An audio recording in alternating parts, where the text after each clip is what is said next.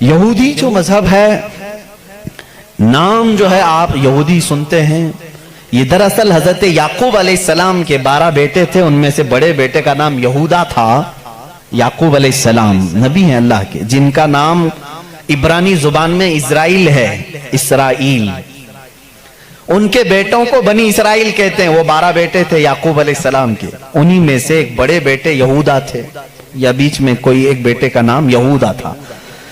اسی نام سے جو بھی بنی اسرائیل ہوتا اسے یہودی کہا جانے لگا۔ یہودی ایک قوم کا نام ہو گیا، وہ اس کو انگلش میں جیوز کہتے ہیں آج۔ جیوز یہ دنیا کی شریر قوم ہے، بڑی شریر قوم ہے۔ پہلے یہ لوگوں نے نبیوں کا قتل کیا ہے۔ ان کے بارے میں کیونکہ میں وہی باتیں کر رہا ہوں جو قرآن کہہ رہا ہے۔ اگر آپ کہیں گے بہت کٹر پنتھی ہو جائے گی تو پھر قرآن کو بھی بند کرنا پڑے گا۔ قرآن کہتا ہے یقتلون النبیین بغیر حق، یہ ناحق نبیوں کا قتل کرتے تھے۔ جب قرآن ان کی باتیں بیان کر رہا ہے تو میں کیوں نہ بیان کروں؟ یہ شریر قوم تھے، حق بات کو کبھی تسلیم نہیں کرتے تھے۔ بہرحال زکریا علیہ السلام کے قاتل یہ ہیں، یحییٰ علیہ السلام کے قاتل یہ ہیں، اور عیسیٰ علیہ السلام کو سولی پر چڑھانے کے سارے بندوبست انہی نے کیا۔ یہ بات مجھ سے نہیں، عیسائیوں سے جا کے پوچھ لو، ان سے پوچھنا جیزس کو کون سولی پر چڑھایا تھا، جبکہ ہمارا عقیدہ ہے کہ عیسیٰ علیہ السلام کو سولی نہیں دی گئی۔ ہمارا عقیدہ قرآن سے ثابت ہے، اس پر میں بعد میں گفتگو کرتا ہوں۔ لیکن یہ یہودی قوم بڑی پرانی ہے، یعقوب علیہ السلام سے چل رہی ہے، ٹھیک ہے، کافی پرانی۔ یہ مانتے کس کتاب کو؟ کسی بھی دین کو، کسی بھی مذہب سے ہم کو اگر بات کرنا ہے تو اس کی جو مقدس کتاب ہے اسی سے بات کرنا۔ میں بھی انہی سے بات کروں گا، ہوائی فائرنگ نہیں۔ جو مقدس کتاب تمہارے نزدیک ہے اسی کی باتیں اگر میں رکھتا ہوں۔ یہاں محفل میں اتنا وقت نہیں ہوتا، تھوڑی تھوڑی جھلکیاں میں دے کر کے جاؤں گا تاکہ جو ریسرچ اسکالر ہیں وہ اس کو آگے بڑھائیں اور پھر اپنی تحقیق سے لوگوں کے سامنے یہ باتوں کو لائیں۔ یہودی قوم جس کتاب کو مقدس مانتی ہے وہ تورات ہے، جو موسیٰ علیہ السلام پر نازل ہوئی، اور زبور ہے جو حضرت داؤد علیہ السلام پر نازل ہوئی۔ ان کتابوں کے مجموعے کو آج انگلش میں اولڈ ٹیسٹمنٹ کہا جاتا ہے۔ یہ کتابیں مارکیٹ میں دستیاب ہیں، ان کو کیا کہتے ہیں؟ Old testament. تقریباً اس کتاب میں جو الگ الگ چھوٹی چھوٹی کتابوں کو ملایا گیا ہے 73 کتابوں کا مجموعہ ہے اولڈ ٹیسٹمنٹ۔ جیسے قرآن میں 30 پارے ہیں نا، پہلا پارا، دوسرا پارا، تیسرا پارا، اس طرح سے اس میں پارے سمجھ لیں یا الگ الگ ٹاپکس۔ یہ کتنے ہیں؟ 73 ہیں۔ اس میں بھی ان کا بڑا اختلاف ہے، میں سارے اختلافات نہیں بتا سکتا آج، لیکن قرآن میں سب کا اتفاق ہے، چاہے وہ شیعہ ہو، دیوبندی ہو، وہابی ہو، اہل حدیث ہو، کوئی بھی ہو۔ جو عقیدہ ہم رکھتے ہیں اہل سنت و جماعت کے قرآن کے 30 پارے ہیں، سب کا اس بات پر اتفاق ہے۔ لیکن اولڈ ٹیسٹمنٹ پر سب کا اتفاق نہیں، ان میں سے کچھ مذہب 73 مانتے ہیں، کچھ 66 مانتے ہیں، 66 مانتے ہیں، کچھ لوگ 27 مانتے ہیں۔ بہرحال اولڈ ٹیسٹمنٹ میں ایک باب ہے جس کو استثناء کہتے ہیں، ایک پارے کا نام ہے، ایک کتاب کا، ایک جز کا، جس کو ڈیوٹرونومی انگلش میں کہتے ہیں۔ اس میں ایک آیت آئی ہے۔ آیت ظاہر سی بات ہے اللہ کی ہے، آیت اللہ کی ہے اور موسیٰ علیہ السلام پر نازل ہو رہی ہے۔ اللہ تعالیٰ فرما رہا ہے اے موسیٰ، میں تمہارے بعد تمہارے بھائیوں میں، بھائیوں سے مراد نبیوں میں، ایک ایسا نبی بھیجوں گا جو تمہاری ہی طرح سے ہوگا، تمہاری ہی طرح سے ہوگا، لیکن میں اس کے منہ میں اپنی زبان رکھ دوں گا۔ اور دوسری آیت آتی ہے کہ وہ فاران کی چوٹیوں سے چمکے گا۔ یہ فاران کیا ہے؟ یہ فاران کی چوٹیاں کہتے ہیں مکہ مکرمہ میں جو اب پہاڑ ہے، جبل کعبہ جو خانہ کعبہ کے قریب، انہوں نے اس کو سب ختم کر دیا، آج وہاں پر بادشاہوں کے محلات بنے ہوئے ہیں۔ وہاں فاران کی چوٹیاں کہا جاتا تھا کہ وہ مکہ کا ایک پہاڑ ہے، اور मुकद्दस किताब ओल्ड टेस्टामेंट में कहा जा रहा है कि वो चमकेगा कहां से? फारान की चोटियों से। अब मैं उसकी तरफ आता हूं। बेचारे ईसाई कहने लगे कि ये जो बशारत आई है मूसा अलैहिस्सलाम को, उससे मुराद हमारे नबी ईसा अलैहिस्सलाम हैं। ये मुंह मियां मिट्ठू बनते हैं। इस तौर पर अल्लाह ने क्या फरमाया? ऐ मूसा, मैं तुम्हारी ही तरह एक रसूल भेजूंगा। तुम्हारी ही तरह से मुराद क्या है? ईसा अलैहिस्सलाम मूसा अलैहिस्सलाम की तरह बिल्कुल नहीं थे, क्योंकि मूसा अलैहिस्सलाम की माँ भी थे, बाप भी थे। ईसा अलैहिस्सलाम की सिर्फ माँ है और बाप नहीं है। अगर माँ और बाप वाला कोई रसूल है तो वो मोहम्मद अरबी सल्लल्लाहु अलैहि वसल्लम, मेरे आका की माँ भी हैं, बाप भी हैं। मूसा अलैहिस्सलाम की तरह ईसा अलैहिस्सलाम नहीं हो सकते। ये मैं क्रिश्चियन से कह रहा हूँ, ईसाइयों से कह रहा हूँ, जो ये कहते हैं कि मूसा की बशारत में हमारे नबी का जिक्र आया है। मैं कह रहा हूँ नहीं, इसलिए कि मूसा अलैहिस्सलाम की शादी भी हुई थी, बच्चे भी हुए थे। ईसा अलैहिस्सलाम की शादी भी नहीं हुई, बच्चे भी नहीं हुए। वो 33 साल की उम्र में आसमानों पर उठा लिए गए। लेकिन अगर मूसा अलैहिस्सलाम की तरह शादी और बच्चे वाला कोई रसूल है, वो मोहम्मद अरबी सल्लल्लाहु अलैहि वसल्लम। शादी भी किया है आपने, बच्चे भी फरमाए। और दूसरी आयत जो मूसा अलैहिस्सलाम से ये कही गई कि वो फारान की चोटियों से चमकेगा, मेरे अजीजों, इसका मिस्दाक कोई दूसरा नबी हो ही नहीं सकता। मैं आपको तारीख बताऊं, फारान कहां है? मक्का में है। आदम अलैहिस्सलाम से लेकर हुजूर अकरम सल्लल्लाहु तआला अलैहि वसल्लम तक 1,24,000 कमोबेश नबी आए, लेकिन उनमें से एक भी नबी मक्का में नहीं पैदा हुए सिवाय मोहम्मद रसूलुल्लाह।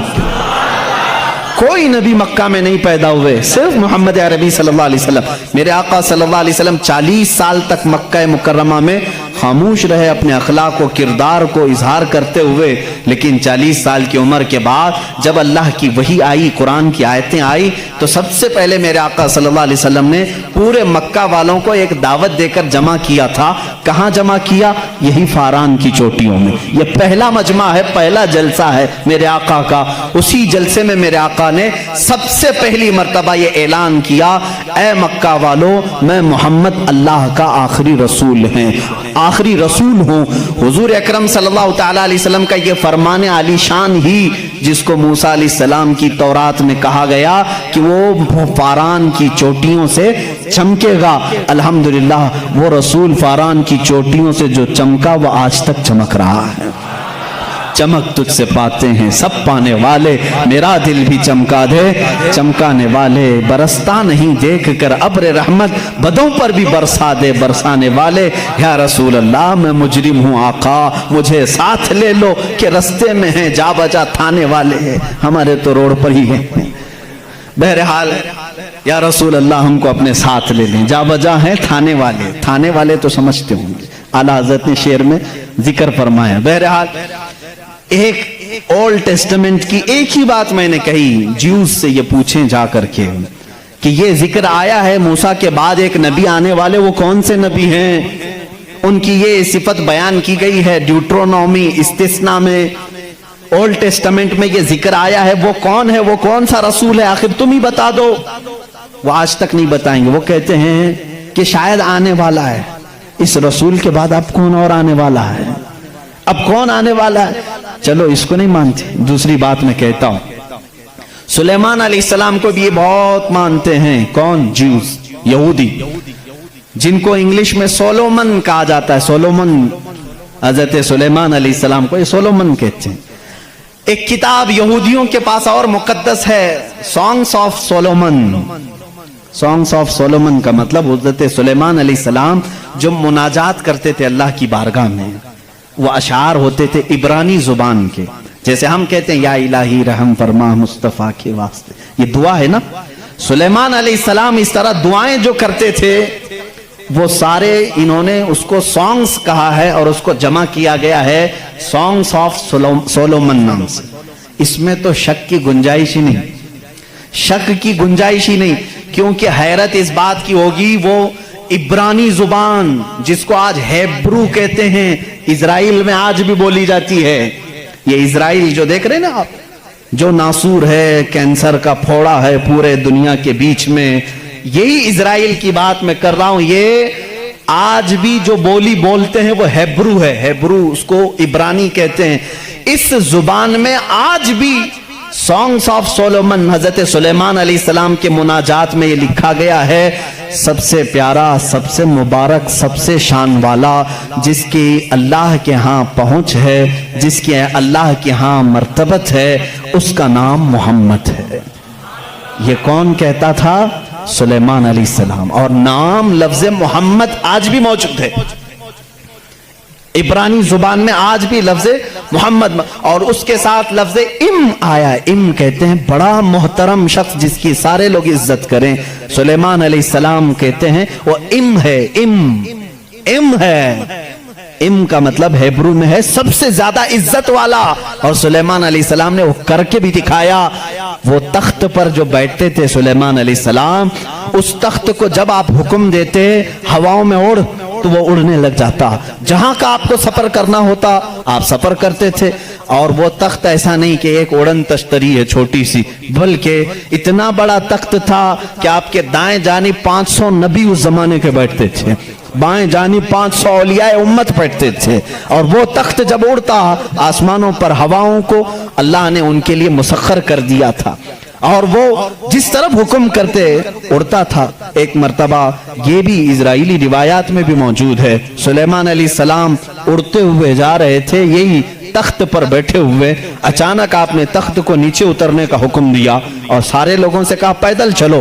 تخت اٹھا کر لے جایا گیا، پیدل چلنے لگے. بہت لمبا عرصے تک، لمبی مسافت پیدل چلنے کے بعد پھر آپ سوار ہوئے، پھر سب کو سوار کر لیا.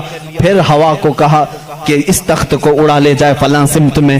مصاحبین نے پوچھا اتنا لمبا، یہ اتنی لمبی مسافت آپ نے پیدل چلایا صرف ورزش کرانے کے لیے نہیں؟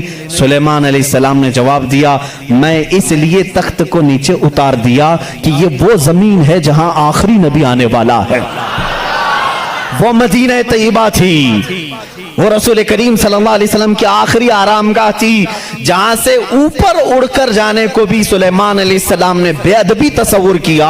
اور اسی لیے وہ اپنے سانگز میں یعنی اپنے مناجات میں جو حضور صلی اللہ علیہ وسلم کے ساتھ لفظ ذکر کرتے ہیں وہ لفظ ام ہے، یعنی دنیا جس کی سب سے زیادہ احترام کرے وہ محمد عربی صلی اللہ علیہ وسلم ہے. آؤ جیوز، آؤ یہودیوں، پڑھو اس چیز کو کہ محمد عربی صلی اللہ علیہ وسلم کا ذکر سلیمان علیہ السلام نے کیا ہے، موسیٰ علیہ السلام نے